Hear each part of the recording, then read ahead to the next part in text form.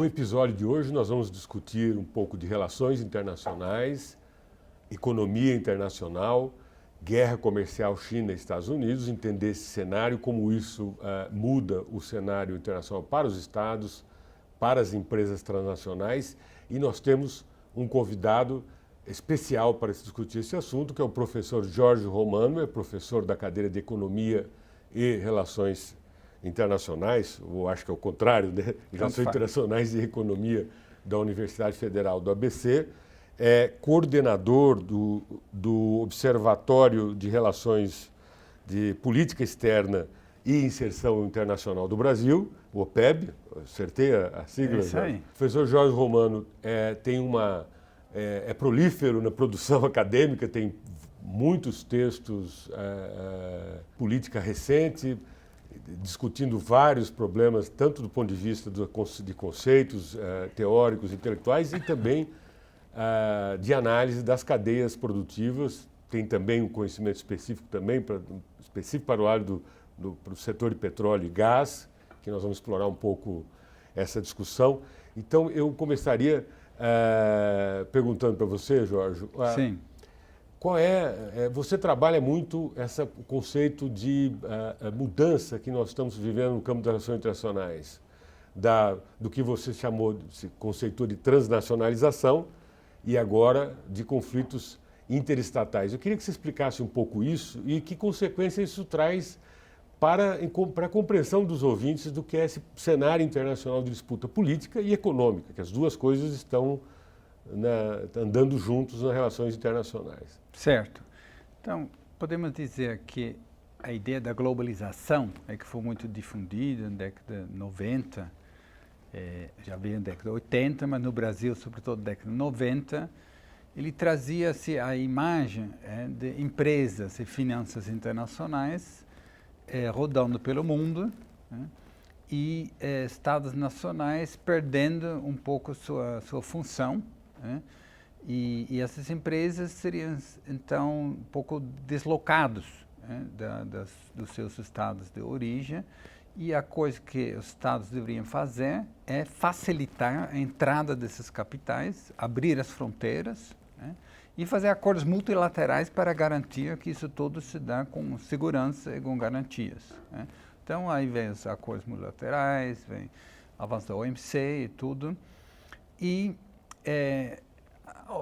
Só que estava lá do outro lado a China crescendo, e a China tinha claramente um projeto de um Estado, uma grande estratégia para subir na escada, para sair do subdesenvolvimento e para criar força tecnológica, econômica, para ter uma outra posição na divisão internacional do trabalho.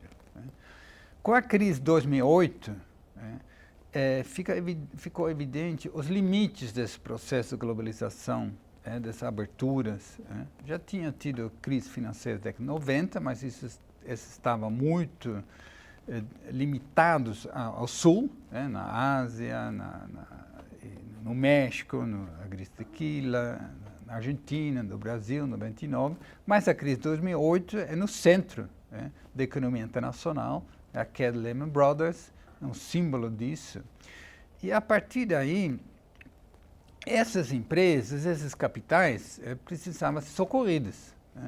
Os bancos, o sistema financeiro, que estavam com apostas gigantescas, e que de repente passaram por uma enorme desvalorização dos ativos, esse socorro veio dos governos de origem deles.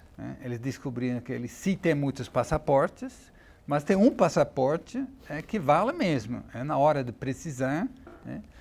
E, ao mesmo tempo, os governos nacionais dos países centrais começaram a entender que seus privilégios, particularmente os Estados Unidos, seus privilégios estavam sendo ameaçados.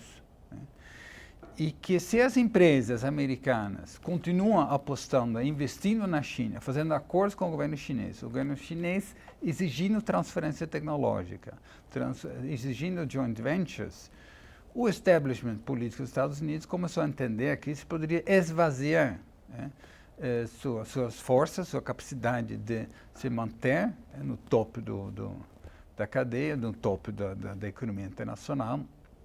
E, portanto, começa a crescer um movimento de reenquadrar essas empresas, essas finanças, e tentar repatriar, inclusive, parte desses capitais para colocá-las em função de uma nova grande estratégia nacional.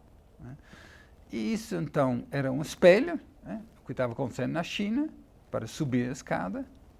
Começou a acontecer mais claramente nos Estados Unidos, para se manter no topo, e os outros países começaram a reagir. Então, você começa na Europa uma grande discussão, e nós nisso. Vamos continuar de bobinhos apostando no multilateralismo, que ninguém mais joga esse jogo, é outro jogo, então temos que nos adaptar. E começa a ter, nos últimos anos, particularmente no início desse ano, da Alemanha, uma clara visão que precisa entrar nesse jogo, apostando nas suas empresas, apostando em uma nova políticas industriais. E isso você vai ver em vários países. Tanto a Índia, tem o programa Make in India, você tem políticas na França, a ideia que vamos criar, por exemplo, trem de alta velocidade, vamos fazer o quê? Vamos só comprar da China ou vamos apostar numa joint venture, criar um campeão europeu, juntando forças da França e Alemanha, como fizeram no caso do Airbus, na época para concorrer contra a Boeing. E essa busca de novas capacidades tecnológicas, econômicas, então, junta uma concorrência internacional entre empresas, entre grandes oligopólios, e entre estados. É uma rivalidade interestatal e se manifesta na corrida por quem vai dominar a quarta revolução tecnológica, com a digitalização, com a plataformização. E aí você vê como, por exemplo, o caso de uma empresa com Huawei, que deveria ser uma disputa comercial, se transforma em uma disputa intergovernamental, onde inclusive você teve lá uma rivalidade interestatal, você teve lá uma alta funcionária, que inclusive filha do fundador do Huawei, em Canadá, sendo preso a pedido dos Estados Unidos, da Justiça dos Estados Unidos. E o que ela fez de errado? Ela não foi acusada de roubar propriedade intelectual. Ela foi acusada pelo fato que Huawei continuou fazendo negócios com o Irã e, com isso, violando sanções unilaterais dos Estados Unidos contra o Irã. Aí você vai se perguntar, mas como é que é isso? Não eram sanções da ONU. Como é que a empresa chinesa pode ter violado legislação que é unilateral dos Estados Unidos? Porque os Estados Unidos usam esse mecanismo, que hoje é a arma que está sendo utilizada contra inimigos, contra a Venezuela, contra o Irã, contra a Rússia, e estão tentando contra a China. Não é a arma direta de desestabilização política, mandando contras ou tropas, nada disso. É sanções econômicas que vão na veia e que geram pobreza e descontentamento, que as pessoas vão reagir. Então, a legislação americana de sanções, ele tem elemento extraterritorial. Significa que se qualquer empresa, não importa se é uma empresa brasileira, uma empresa europeia, se ele faz negócios que são contrários a essas sanções, ele pode ser punido se ele faz também negócio no território americano. Se como todos os capitais, tanto produtivos como financeiros, fazem negócio nos Estados Unidos, as empresas ficam com medo. No caso do Irã, ficou claro, os governos europeus queriam continuar defendendo o acordo com o governo do Irã, que estava, de certa forma, funcionando. O Trump rompeu, introduziu sanções, e a Europa queria que as empresas europeias continuassem fazendo negócios com o Irã. Só que as empresas europeias ficaram com medo. Se eles fazem isso, como é que é? Se eles trabalham em dólar, se eles trabalham qualquer ligação com os Estados Unidos. Ou seja, é uma guerra. Não é uma guerra comercial, uma guerra pela hegemonia, uma guerra pela dominação no mundo. Mas, Jorge, só para ficar um pouquinho mais claro isso, eu fico pensando, ouvindo a sua explicação, assim, de certa maneira, isso fica mais explícito com o governo Trump, porque se você pensar que em 2016 o Obama estava apostando as fichas no Tratado transnacional do Pacífico, o Partnership Pacific Agreement, o próprio Obama, até os Estados Unidos, não tinha uma política clara ainda de abandono do multilateralismo e apostar na política da direta comercial das transnacionais. Não sei se... Ou seja, isso é uma mudança que está ficando mais clara agora, é muito recente isso. Né? É que muda são a forma de operar. Né? O que tem consenso nos Estados Unidos há de se barrar a ascensão da China. O acordo que você mencionou, Trans-Pacific Partnership, ele era exatamente para isolar a China. Era fazer um acordo com as economias da Ásia, porque a grande arma da China é sua economia. Então, ele consegue organizar apoios e ampliar sua influência, sobretudo na própria Ásia, a partir da economia. Então, Obama entendia, é lá que precisa concorrer. Eu vou colocar um programa alternativo que os países não precisam mais só fazer economia com a China. Essa era a ideia, que países como o Japão, sobretudo, etc., poderia então ter mais facilidade em se orientar de volta para o Ocidente e não ficar preso, refém da força econômica da China. Então, o objetivo era o mesmo. O Trump também quer interromper a ascensão da China, só que ele usa outros métodos. Ele vai direto, ele diz, não, vocês têm que parar de fazer exigir transferência tecnológica das empresas multinacionais que estão operando na China. Ele ataca o direito dos estatais a operar. Ele diz, não, vocês têm que operar como se fosse empresa privada, senão não é concorrência justa. Como a empresa estatal não está preocupada a lucro a curto prazo, ele pode pensar a longo prazo. E isso tudo. Então, a forma é diferente, mas a disputa é a mesma. Né? Quer dizer, mas num cenário desse, pensando microeconomia, por exemplo, você interessaria para os Estados Unidos submeter a China também a regras que nem a Sarbanes-Oxley, outras regras de governança, mas isso só é possível num cenário multilateral, quer dizer, existe dificuldades também para fazer o jogo no conflito interestatal, diminui as ferramentas, digamos, soft, ou seja, as mais brandas de solução nessa disputa internacional. E aí eu já emendo a pergunta, quer dizer, qual é o limite de possibilidade de tensão dessa disputa colocada no conflito interestatal, onde você elimina os mecanismos multilaterais que eram um colchão que vinha funcionando bem no pós-Segunda Guerra Mundial, né, evitando maiores conflitos e dizendo também que existe uma das coisas que estão na cabeça, está fluindo, está no ar aí, isso não pode levar a um conflito armado num horizonte de curto e médio espaço de tempo? Então, veja, o multilateralismo foi criado pelos Estados Unidos para exercer sua hegemonia após a Segunda Guerra Mundial e sempre para os Estados Unidos era uma opção entre outras. Quando eles invadiram o Vietnã, não era nada de multilateralismo, não tinha nenhum mandato da ONU, mas os Estados Unidos poderiam optar. Eu posso usar a ONU, posso usar a OMC, ou eu posso fazer unilateral. Eles nunca abandonaram a via unilateral, sempre estava presente. Agora, o Trump acha a questão multilateral muito, enfim, inútil para os objetivos que ele está colocando. Então, ele aposta em acordos bilaterais. Essa coisa mais branda seria bilateral. Eu com você, e você é mais fraca. Ele pressupõe isso, então você vai concordar comigo e vamos fazer regras. Não que ele é contra regras, mas as regras serão bilaterais. Você vai ver, já vai ter um acordo bilateral do Reino Unido com os Estados Unidos. Prometido para o Gordon, Boris Johnson, sim, com certeza. Isso interessa, é claro. Mas o que não interessa, os Estados Unidos sendo entre muitos na OMC, então eles esvaziaram completamente. Eles, na verdade, agora, ao bloquear a nomeação de novos juízes, eles na Corte de Apelação, então você não tem mais, a OMC não está funcionando, porque uma coisa é não ter negociações para novas regras, Mas a OMC era, na verdade, no dia a dia, receber queixas de violações das regras existentes, que são muitos. Agora, se você não tem uma corte para julgar essas regras existentes, aí não funciona mais. Os Estados Unidos estão nesse caminho.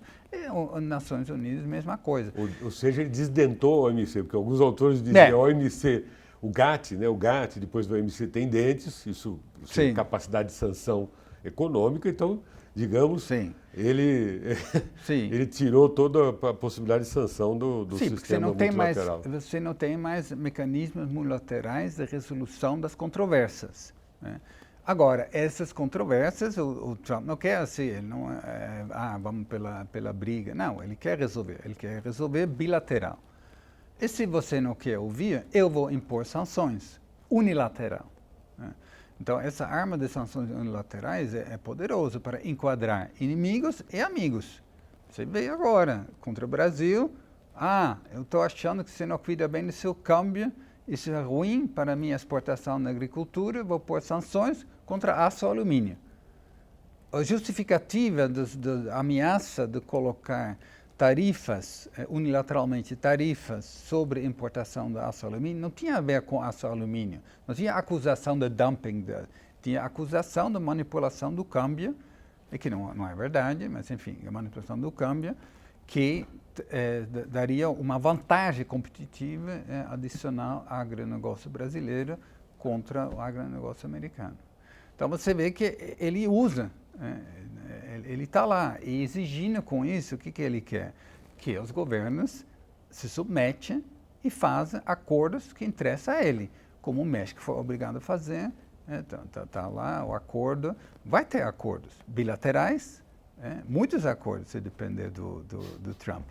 O mecanismo do Obama e do Hillary Clinton, sobretudo, essa vertente, tinha muito mais a ver com invasões em outros países. É um modelo de você subordinar países que realmente resistem. Então, nesse aspecto, o Trump faz um cálculo. Ele retira as tropas da Síria. Ele diz, bom, eu hoje fiz minha revolução energética, investi um monte de dinheiro nos Estados Unidos, agora dobraram a produção de petróleo e gás, deve se tornar de novo o maior produtor de petróleo do mundo, o maior produtor de gás do mundo. Nunca na história os Estados Unidos produziram tanto petróleo que hoje. Não depende mais do Oriente Médio, pela primeira vez em décadas. Então, o que estou fazendo? Por que estou gastando trilhões? É um businessman, ele vai lá, faz o cálculo e diz, não, vamos retirar as tropas. Então, nesse aspecto, e na mesma forma como com a Coreia, vamos conversar com a Coreia do Norte, porque tem que pagar 50 mil tropas na Coreia do Sul, que é um gasto enorme. Vamos fazer o acordo, aí tem um argumento para retirar minhas tropas da Coreia do Sul. É a cabeça de Trump numa parte dos Estados Unidos, e tem uma outra parte que diz, espera aí, a gente precisa estar no mundo inteiro com nossas bases militares, porque senão alguém vai ocupar a vaca. Olha a Síria, a Rússia já está lá. Se a gente sai da Coreia, a China vai estar lá. E depois, quem é depois? Taiwan. Quem é depois? Japão. Então, tem uma disputa sobre como manter a sua hegemonia nos Estados Unidos. Entendeu? Agora, Jorge, a imprensa, os Estados Unidos, a China, divulgaram que eles entraram em um acordo na guerra comercial. Sim. Quer dizer, o que de fato está sendo resolvido? A guerra comercial está próxima do fim, isso vai acabar. O mercado financeiro comemorou, as bolsas subiram, o dólar no Brasil caiu, enfim, todos comemorando. Isso põe fim à guerra comercial entre Estados Unidos e China? Então, na verdade, assim, o termo não é muito feliz, porque não é exatamente uma guerra comercial. Porque se fosse uma guerra comercial, então seria o desejo dos Estados Unidos de diminuir seu enorme déficit comercial. Eles não têm problema com déficit comercial, porque é em dólar, e eles atraem dólares em volume suficiente para cobrir esse déficit. Então, não gera um problema para os Estados Unidos esse enorme déficit comercial. E, na verdade, o que aconteceu com as medidas do Trump para diminuir a importação da China não foi substituição com produção interna. Foi substituição com produção do Vietnã, que explodiu a exportação, de Taiwan, E de trás desses números, a gente vai ver que são as mesmas empresas, né? Que é até capaz de alguma parte dessa produção, que agora de repente vem do Vietnã, em parte vem da própria China, montagem final Vietnã, vai como made in Vietnã e entra nos Estados Unidos. Então, se realmente, você vai ver o déficit comercial dos Estados Unidos, não houve melhora nenhuma e o Trump está nem preocupado com isso, né? A guerra é para evitar a ascensão da China, né? A guerra é para obrigar, né? Essa negociação bilateral que o Trump está forçando é para a China se enquadrar, né? Como fizeram com o Japão na década de 80. Também obrigaram o Japão, no caso, o que estava em discussão, que o Japão fez, uma valorização da sua moeda, que tornou suas exportações muito menos atrativas, e aí começou o processo de decadência da ascensão do Japão, que de qualquer forma continua, evidentemente, um país muito rico. A China, ele tem uma margem de manobra muito maior, que o Japão tinha na época, porque a China é um país muito mais independente, não tem tropas americanas, como o Japão tem, ele tem o próprio exército, a começar da história, e ele está tentando se tornar um país independente de fato. Mas veja como é complexo isso. Então, os Estados Unidos não querem que a China seja líder tecnológica. A China talvez cometeu um certo erro, ou foi pouco hábil, quando ele lançou, logo depois da crise de 2008, a China começou a pensar, mas os Estados Unidos não são tão fortes não. Eu estou salvando o mundo da crise, todo mundo pede para eu, China, resolver a crise, aí entra no G7, vira G20, para ter a China dentro. A China pensa, então são muito mais fortes, né?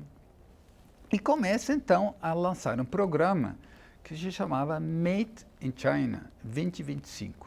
Ou seja, a China anunciando para o mundo, eu tenho aqui 10 tecnologias de ponta, onde eu vou ser líder mundial em 2025. Isso, nos Estados Unidos e na Alemanha, é recebido como uma declaração de guerra. Porque se você, China, diz para mim que nessas 10 tecnologias de ponta você vai ser líder, significa que eu não vou ser, eu vou depender de você.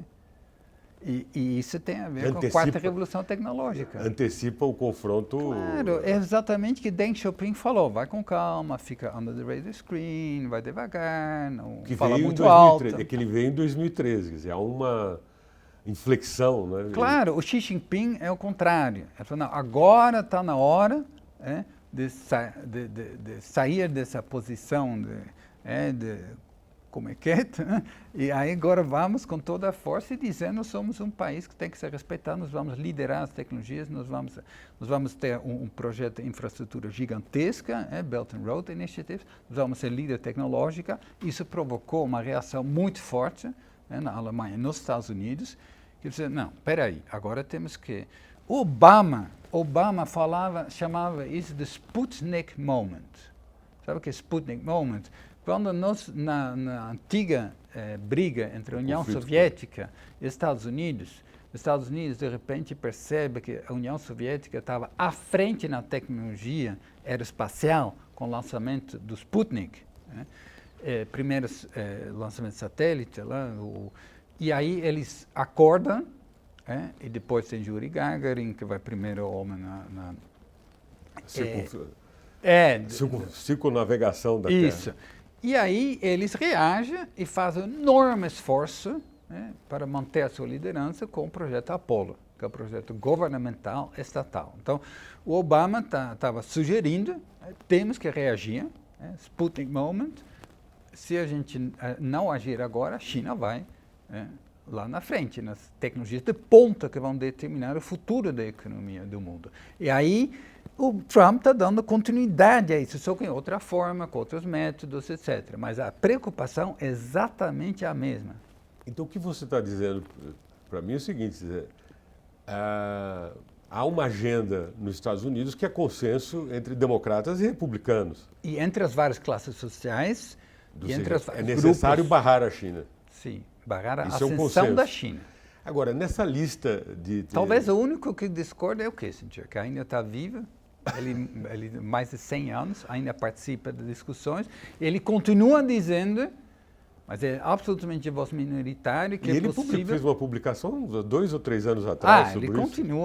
Ele continua achando que é possível e necessário, o win-win, né, que é exatamente a linguagem que os chineses gostam, né, ganha-ganha, uma repactuação do multilateralismo, dando espaço maior à China. E ele diz que é a melhor forma para os Estados Unidos manter seus privilégios. Bom, mas essa visão é contestada com a ideia que a China não vai, se você vai dar espaço à China, ele vai crescer e ele não vai ficar como na segunda posição, ele vai querer avançar e dominar tecnologias. Mas essa visão do Kissinger não é uma alternativa para os democratas, por exemplo, que trabalham muito o sistema multilateral? Ou seja, na visão dos críticos ao Kissinger, ele está comprando tempo, e adiando, fazendo que a China continue aumentando o seu patamar. E seria isso a crítica a essa posição. Porque o que o Kissinger fala é que os chineses gostam de falar. Os chineses falam, não, gente, não é nada disso. A gente não quer dominar o mundo, a gente só quer ter o direito de nos desenvolver. Nós somos um país em desenvolvimento, não somos nada potência mundial, não temos uma renda per capita muito baixa, temos muitos problemas sociais, a gente só quer ter o direito de nos desenvolver. Deixa nós em paz, nós não queremos dominar o mundo. O que também é uma verdade isso. E também, então, mas aí precisa ver. Que é um país em desenvolvimento, com certeza, essa complexidade, por isso temos tanta dificuldade de entender a China, porque nunca tivemos um país em desenvolvimento exportador líquido de capitais. A China está exportando capital produtivo, está com empresas, está comprando ativos do mundo inteiro. Então, uma outra categoria. A gente estava acostumado, tem centro e periferia. Bom, China com certeza não é mais periferia, mas não é ainda um centro. Então, temos até dificuldade de entender o que é essa China. E tem uma mudança, acho que isso é importante, a partir, pós-crise de 2008, a coisa muda. Porque até a crise de 2008, está claro, quem domina lá são as empresas multinacionais americanas, a China está completamente integrada no processo de acumulação do capitalismo americano. Então, essa disputa é falsa, essa é a ideia. A partir de 2010, há uma vontade, como diria o Weber, uma vontade política do Estado, do Partido Comunista Chinês, de dizer, não, peraí, por que nós produzimos esse iPhone, nós ganhamos 10 centavos e, estou falando, 10 centavos, é vendido lá por $200. Acontece que, pelo volume, esse pouco que se ganhava com os iPhones na China, era muito dinheiro, ele levantou muita gente da pobreza, era num momento histórico. Depois a China disse, espera aí, mas eu também posso fazer o meu iPhone, eu posso ser líder, eu posso estar no topo, eu posso me apropriar desse valor. E aí começa a briga, porque aí você vai ter esse problema. Agora, veja, a China é tão grande que uma empresa como a Huawei, que incomoda, porque é um líder, então ele que vai estabelecer os padrões tecnológicos, e os Estados Unidos vai ter que seguir. Isso é inadmissível, é como o Sputnik, o Sputnik da época é a Huawei de hoje. Mas, quando Trump disse, então eu vou atacar a Huawei agora com sanções, e diz que a Huawei não pode comprar componentes tecnológicos que são necessários, que a China ainda não domina e que são de produção americana. Porque o momento que o Trump escolheu para atacar é o momento certo, porque ainda a China já está no top algumas tecnologias, por exemplo, trens de alta velocidade, ou transmissão da eletricidade, como vão no Belo Monte, etc. Mas há muitas tecnologias ainda que eles dependem dos Estados Unidos. Então, o Trump diz, China, eu consigo quebrar a Huawei. Como? Proibir as minhas empresas de vender esses componentes estratégicos tecnológicos, microprocessadores de alta capacidade. Sabe o que acontece? Esses produtores americanos ficam em pânico, porque o mercado Huawei é tão grande, não tem ninguém no mundo para comprar. Porque se você faz sanção contra o Irã, tudo bem. Você não vende milho para o Irã, vende milho para a Itália. Agora, se você não vende seus produtos para a Huawei, as empresas americanas vão quebrar. Empresas de alta tecnologia americanas vão quebrar porque não tem nenhum outro mercado para comprar. Essa é a dificuldade da estratégia do Trump. É muito interessante essas informações que você deu. Assim, numa disputa dessa de liderança de cadeias de valor internacionais, quer dizer, há algum espaço para o Brasil? Quer dizer, o Brasil pode se integrar em alguma cadeia, não só com o papel de produtor de bens primários, né? Existe algum espaço para o Brasil em disputar alguma liderança de alguma cadeia produtiva? Então, eu acho que a questão não é exatamente o Brasil entrar com uma cadeia produtiva. O Brasil tem que entrar com um projeto nacional de desenvolvimento. E esse projeto nacional de desenvolvimento vai nortear a inserção internacional que o Brasil procura. E é curioso que justo no momento que o mundo está fazendo, você vê no mundo todo, esse esforço dos governos nacionais, preocupados com sua base econômica tecnológica e, portanto, apostando em mecanismos de aumentar essa capacidade tecnológica, aumentar as suas empresas, ou obrigar empresas de fora que vêm para se envolver com pesquisa e desenvolvimento no seu país, justo nesse momento. No Brasil, você tem um governo que faz o oposto, que acha que estamos na década de 80, que é só abrir unilateralmente as fronteiras e as coisas vão andar. Mas as empresas que vêm para o Brasil, eles não vêm para investir em pesquisa e desenvolvimento se você não tem um projeto para isso. Depende do país. E o Brasil é muito querido entre empresas multinacionais, é um dos grandes receptores, não só do investimento chinês, do investimento europeu, do investimento americano. Ele está entre o top quando eu cheguei no Brasil, em 1990, o Brasil recebia 1 bilhão de investimentos externos produtivos, das multinacionais. Hoje estamos falando de 60, 70 bilhões. É outro mundo. Antigamente, o Brasil estava lá numa lista à parte de receber investimentos dos países. Agora, o Brasil está entre os 5 maiores receptores, há uma década quase. Isso não tem nada a ver com Temer ou com Bolsonaro. O interesse não é porque agora temos um governo liberal, ultraliberal, mas é porque o Brasil tem ativos estratégicos, recursos naturais, tem o petróleo, tem a questão, vários minerais, você tem o mercado que de qualquer forma é grande, apesar da estagnação e tudo, continua grande, e portanto o Brasil atrai muito esses investimentos. É a questão que que a China faz? Ele abriu lá atrás com Deng Xiaoping, mas falou para as empresas multinacionais, uma vez que eles chegaram, mas você tem que investir em projetos tecnológicos como as universidades, você tem que transferir tecnologia e ao mesmo tempo eu vou fortalecer minhas empresas estatais para ficar do seu lado e, vamos dizer, copiar e aprender. É como todos fazem e fizeram. Agora, se você vende todas as suas empresas e achar que isso é muito positivo, como o Brasil está fazendo, Embraer, Braskem, as refinarias, as próprios ativos outros ativos da Petrobras, e por aí vai. Ou seja, você faz uma liquidação geral, Black Friday, Brasil, vem aqui, preços bons, o real subvalorizado, então é barato em dólar, quem vem com dólar para compra até mais, porque é mais barato, e não tem nenhuma contrapartida, ninguém pede nada, você quer comprar as linhas de eletricidade, pode fazer, nos outros países isso é considerado uma questão estratégica para o desenvolvimento, para informações, você tem muito cuidado nos países, então, o problema não é só a China.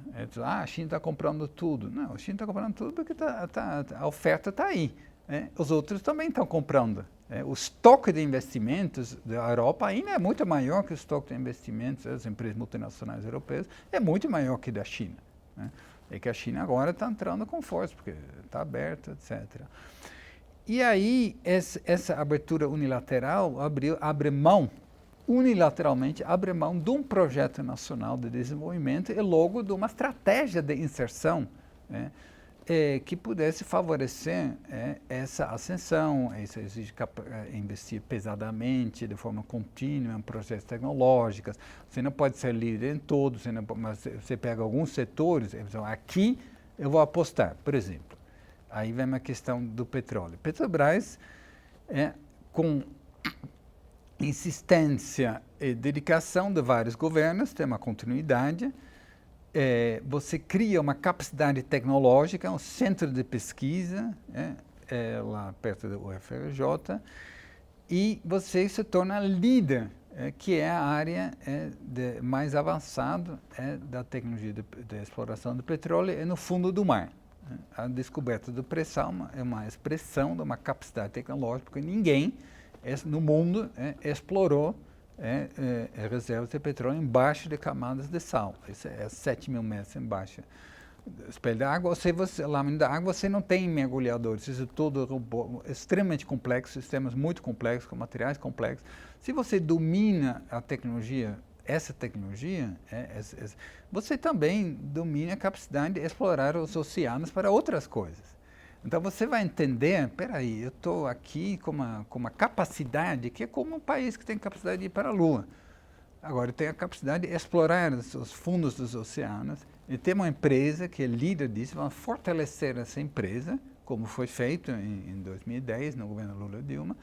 E aí tem um governo que diz, não, peraí, vamos abrir para as outras empresas, aí eles também, na verdade, eles vão aprender a tecnologia, vão copiar essa tecnologia, vão aprender mais, porque ao explorar o pré-sal, aí é learning by doing, você aprende, são novos problemas, novas tecnologias que você vai E a Petrobras cede tecnologia para essas empresas? Não cede tecnologia, mas ao fazer, junto com consórcios, o Exxon, etc., que vai ser operadora, etc., aí você vai abrir a ideia da operadora única, que a Petrobras seja o líder dos consórcios que exploram o pré-sal, era exatamente para manter o controle sobre o avanço tecnológico, apropriar, não o controle, mas apropriar do avanço tecnológico e para poder puxar toda uma cadeia produtiva nacional, que você vai investir nisso, etc. Então você tem um projeto, você pode, talvez tenha erros no meio do caminho, isso faz parte, você ajusta. Não, agora você jogou a criança fora com a água suja, que com certeza sempre tem, e aí você vai desmontar toda uma política e que você vai colocar como alternativa uma abertura generalizada. A indústria hoje, com relação ao PIB, já está menos de 10%, e você aposta na força do agronegócio. Você tem um setor financeiro ainda forte aqui, integrado, tudo.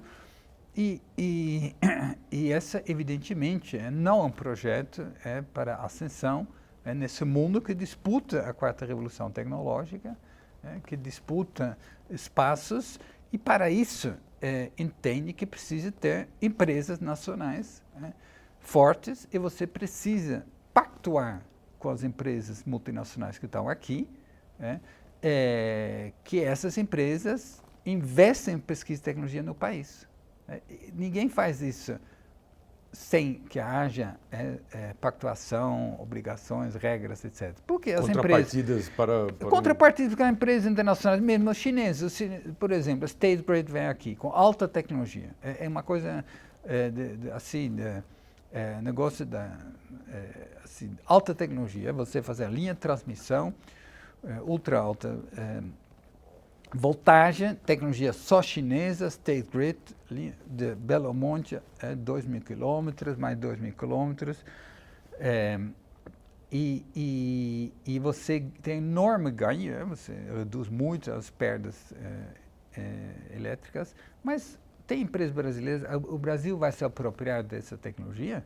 Ou a State Grid simplesmente usa, ganhou lá, entrou com uma oferta imbatível, ganhou, e aí ele explora essa área, eles têm um projeto grande, longo prazo, de criar uma rede mundial da eletricidade. O Brasil é uma área por excelência de aplicar essa tecnologia, só que o Brasil não vai se apropriar disso. E você não pode ocupar os chineses, porque ninguém, quando outras empresas vêm, quando a Boeing agora compra Embraer, é óbvio que a possibilidade de você desenvolver a tecnologia no país, nessa área de aviões, diminui drasticamente, porque essas empresas têm seus laboratórios nos seus países de origem, na Europa, nos Estados Unidos, no Japão, e pronto, não precisa copiar estruturas aqui. Então, a não ser que tenha um projeto, aí você escolhe, então, eu quero ser líder no etanol, então vamos lá, quero ser líder nisso, quero ser líder naquilo, e você vai investir pesadamente nas universidades federais, que também estão sendo sucateadas, ou seja, de todos os lados você vê um esvaziamento de um esforço, de um projeto para você entrar nessa disputa. Essa disputa existe, querendo ou não. Uma coisa que eu queria compreender melhor, acho que os ouvintes têm interesse também, nós temos, em relação a esses fenômenos todos, esses desafios que estão colocados na disputa política internacional, os grupos ultraliberais, esse populismo, o populismo de extrema-direita, aqui no Brasil nós temos um capítulo específico desse fenômeno que diverge do europeu. Como é que olha a extrema-direita europeia, vê essa disputa internacional e aqui o nosso modelo tupiniquim, errante, quase que um Macunaíma perdido aqui no meio entre pondo fogo na floresta, perdido nisso tudo aqui. Então, como é que... São visões diferentes, né? Como é que isso reflete na nossa geopolítica, o papel geopolítico do Brasil? Perfeito. Então, a nova direita, tanto na Europa continental, como na Inglaterra, como nos Estados Unidos, ele tem um forte componente de nacionalismo econômico. O nacionalismo econômico é exatamente essa pauta que estava descrevendo, onde você entra com o Estado, quase neomercantilista, junto com atores econômicos, para disputar tecnologia, para disputar mercados, para tentar ou ascender na escada ou você defender seus privilégios. No Brasil, a nova direita não tem nada a ver com nacionalismo econômico, pelo contrário. Ele usa uma agenda ultraliberal da década de 80. Eu falo ultraliberal porque a diferença entre neoliberal e ultraliberal, para mim, é que o ultraliberalismo do Paulo Guedes, ele está disposto a sacrificar democracia a serviço desses interesses econômicos. O neoliberalismo tinha alguns limites, que era, por exemplo, a democracia, particularmente a democracia, e, portanto, é uma forma muito mais radical. E detrás disso tem os interesses do agronegócio brasileiro, os interesses financeiros brasileiros, os interesses das elites brasileiras, que estão absolutamente fechados com essa pauta. Ou seja, as elites econômicas, muitos deles podem até não gostar dessa pauta mais cultural, mas essa pauta mais cultural não interfere em nada a pauta que é a velha pauta liberal econômica. O que é novo no Brasil com Bolsonaro não é a pauta econômica. Essa é uma radicalização de uma coisa que já vinha, que a gente já viu na década de 90. O que é novo é essa pauta cultural.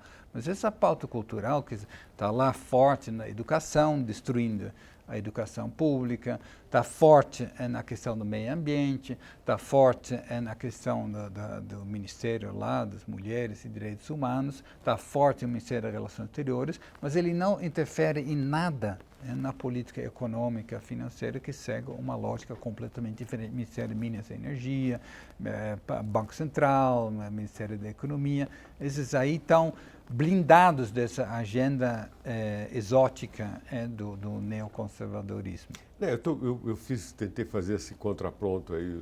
É muito diferente. Porque olhando o processo do Brexit, por exemplo, a sensação que se tem é que o desastre econômico não é aquele que se pensava originalmente em relação à saída da Inglaterra. Existe algum projeto de sustentação de um projeto nacional inglês com a saída da União Europeia, né? Quer dizer, com acordo bilateral com os Estados Unidos, quer dizer, existe alguma estratégia em relação a isso. Quando a gente vê a experiência de extrema-direita brasileira, ela não tem um projeto nacional para isso. Na verdade, se subordina, primeiramente se subordina ao projeto americano, depois não vem respostas imediatas, vai à China, depois não vem resposta. Primeiro se manifesta negativamente em relação ao Mercosul, e aí confirma a adesão ao Tratado Mercosul-União Europeia. Eu pergunto o seguinte: existe futuro para esse Tratado União Europeia-Mercosul com um governo que parece ser errante nessa... Quer dizer, não tem uma agenda nacional, não tem uma agenda nacionalista, quer dizer, não se apropria, não há um projeto de se apropriar em nada nesses ganhos. O que seria, qual o interesse do Brasil e se é importante avançar uma agenda da União Europeia no acordo com a União Europeia? Veja, essa aparente contradição, na verdade, não existe, porque os interesses econômicos, eles sempre sabiam exatamente o que eles queriam. Nunca duvidaram da importância da relação com a China, de apostar no acordo da União Europeia. Isso já vem do Temer. É uma pauta que foi assim, acionada a alta velocidade logo depois de derrubar a presidenta Dilma e que tem uma continuidade no governo Bolsonaro. Nessa pauta tem uma continuidade. O que depois eles falam lá, essas são falas para atender a outros setores, que na verdade só gera um esvaziamento do Itamaraty e toda a política vai para o Ministério da Economia, Ministério da Agricultura e a vice-presidência. Então, no fundo, há uma política clara, que é a política do agronegócio, tentar abrir mais mercados para ampliar, enfim, sua posição. Tem outros interesses financeiros envolvidos nesses negócios e, do lado da União Europeia, começou a ter uma outra postura. A postura nova não é do lado do Brasil.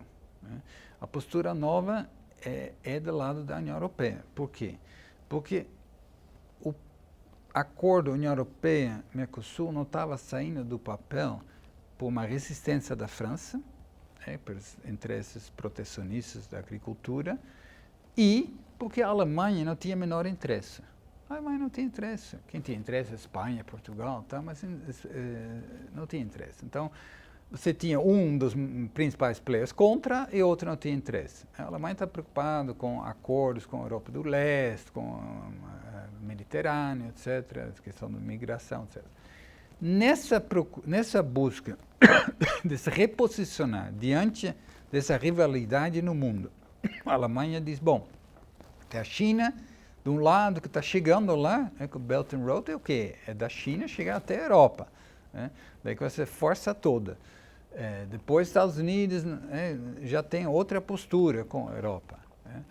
Querem reenquadrar a Europa, e aí a Alemanha diz, bom, eu vou ter que me reinventar, apostar de novo nas minhas empresas, minhas tecnologias. Tem um documento muito interessante do Ministério da Economia que foi lançado no início desse ano, e lá você vai ver claramente, nós temos que apostar em conquistar, através de acordos comerciais, conquistar mercados, compras governamentais, abrir mercados para nossos setores de ponta, que é bens de capital, maquinária e automobilística, farmacêutica, e você vai ver que a partir daí a Alemanha se interessa e diz, eu quero esse acordo, e diz para a França, vamos considerar mais os interesses industriais e os interesses agrícolas, a gente vai diluir, ver como é que faz, e o acordo saiu.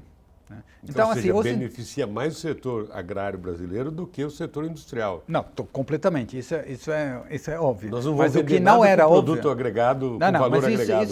Isso estava posto desde o início. A novidade é que quem vai apostar nisso é a indústria alemã.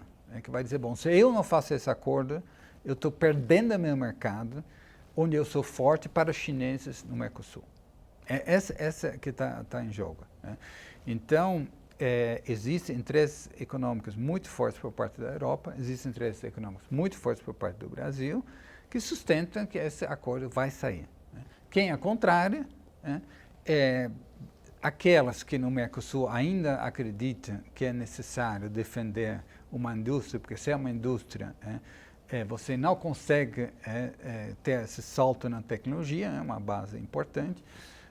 E do outro lado, você tem protecionistas do setor agrícola que conseguiram introduzir no acordo suposta preocupação com a questão ambiental, mas que você pode ter certeza que essas regras do acordo que permite à União Europeia interromper o livre comércio, o fluxo do comércio, quando houver violação desses direitos ambientais trabalhistas, esses vão ser só acionados como uma nova forma de protecionismo, é um protecionismo disfarçado.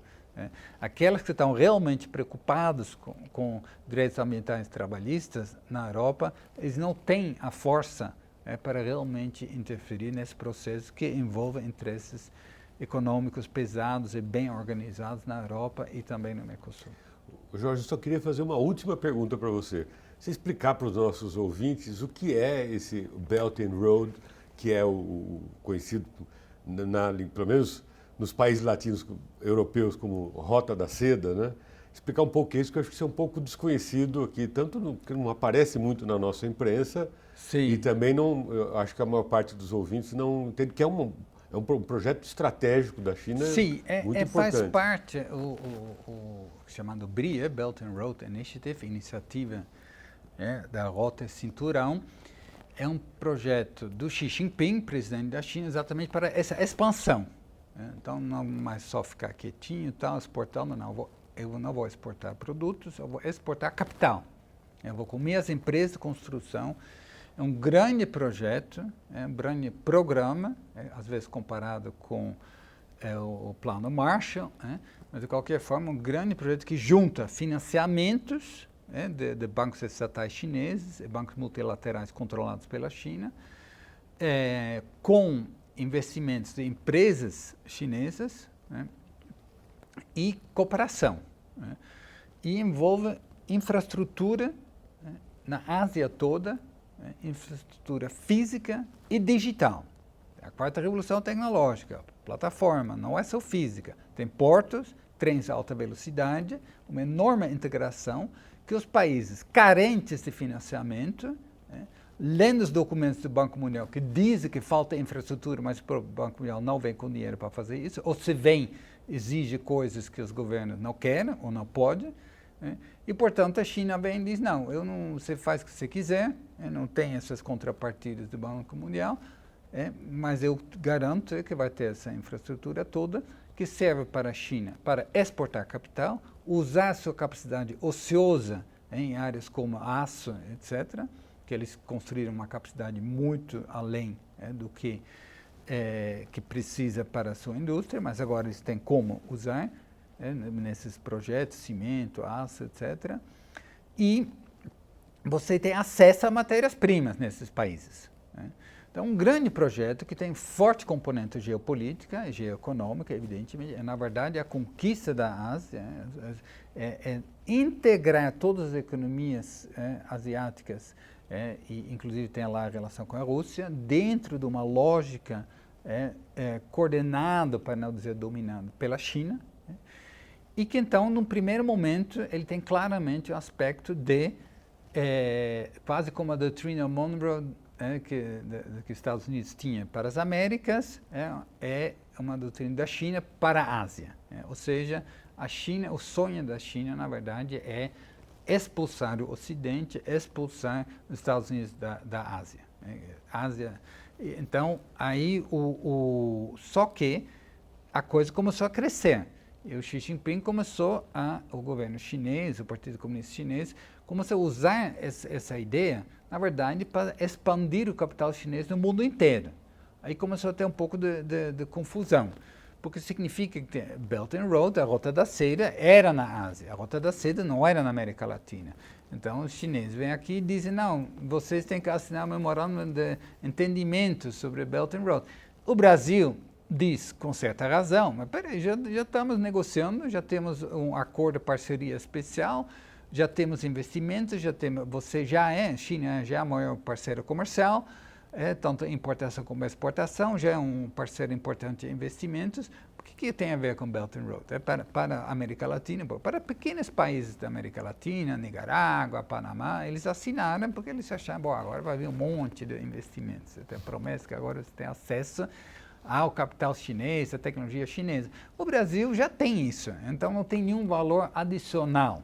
É uma questão puramente ideológica que o governo está resistindo, como também o governo Temer resistiu, como também provavelmente o governo de centro-esquerda ia questionar para que eu tenho que assinar isso. Mas é um projeto que vai da Ásia e chega na Europa. E aí a União Europeia ficou extremamente preocupada, porque os acordos foram assinados com países da Europa do Leste. Já não é Ásia. E aí, dentro da União Europeia, tentou-se articular, mas a China foi mais esperto diplomaticamente, demonstrou mais capacidade, aproveitando dos problemas do déficit fiscal da Itália. E um governo centro-direita italiano, então, foi o primeiro país da OCDE a assinar um termo de adesão. Termo de adesão, isso, termo de adesão, do Belt and Road iniciativa. E são duas grandes obras de infraestrutura. No Mar do Norte, lá passa há uma rota de passagem que está sendo rasgada para comercial para navios e coisa também. Essa ainda não. É o que eu li recentemente na imprensa italiana, falava que essa obra já estaria sendo executada e a linha de trem que vai interligar. Tem muita coisa que está sendo executada, de trens, portos na Singapura, no Paquistão, porque imagina, a China hoje, por exemplo, uma preocupação enorme da China. Quem é o maior importador de petróleo do mundo hoje? É a China. Quem compra o petróleo do Oriente Médio? É a China. Os Estados Unidos são autossuficientes. Tem esse gás de petróleo de xisto, que foi um milagre que aconteceu. Em pouco tempo, mudou toda a lógica no mundo. Só que a rota do Oriente Médio até a China, ele passa por áreas onde você tem uma fragilidade, e onde a Marinha dos Estados Unidos, tem a Mar da China, tal, até mesmo lá. Então, se você tem a possibilidade de Paquistão, uma enorme rota lá, você começa a imaginar, você olha no mapa, que a China está com esse Belt and Road também garantindo, de várias formas, defender sua autonomia. Então a China vai insistir. Não é para dominar o mundo, é para garantir que eu continue crescendo e saindo do subdesenvolvimento, esse é um país desenvolvido, e com isso é que a Ásia surge de novo, como era 300 anos atrás, antes do imperialismo europeu. Essa é a narrativa chinesa, que também tem sua razão de ser. Jorge, muito obrigado. Eu só queria, antes de encerrar, que você falasse um pouco sobre essa coordenação que você tem no observatório. Como é que funciona o observatório? Que atividades você faz? Fizesse um... Certo. Nós estamos um grupo de professores, alunos e pessoas de fora do Observatório da Política Externa de Inserção Internacional do Brasil. Nós vamos lançar um livro de trabalho que a gente fez, uma análise do que está acontecendo no governo Bolsonaro. Temos um site, www.opeb.org, tem Facebook, tem podcast, por exemplo, temos as palestras do Celso Amorim, que participou ativamente esse ano, as palestras do Sérgio Gabrielli, do Recupro, enfim, uma série de interações que a gente teve. E a ideia é estimular uma reflexão mais crítica sobre essa pauta da inserção internacional, que a gente precisa evitar de olhar só para vamos dizer, o excentrismo do ministro das Relações Exteriores, que na verdade é uma pessoa que não apita mais nada, quando na verdade o Brasil está abrindo tudo de forma unilateral. Quem orienta a inserção do Brasil é o Paulo Guedes, é uma pauta ultraliberal que não interessa aos trabalhadores ao desenvolvimento do Brasil. Então essa é um pouco a ideia, porque você vai ver que o Globo ele ataca, e toda a imprensa, então ele ataca o excentrismo, as maluquices da turma do Ernesto Araújo, ministro das Relações Exteriores, mas apoia toda essa pauta ultraliberal, que o problema do futuro do Brasil está exatamente nessa pauta. Jorge, muito obrigado. Obrigado por aqueles que nos acompanham até agora. Até mais. Até o próximo episódio. Obrigado. Tchau.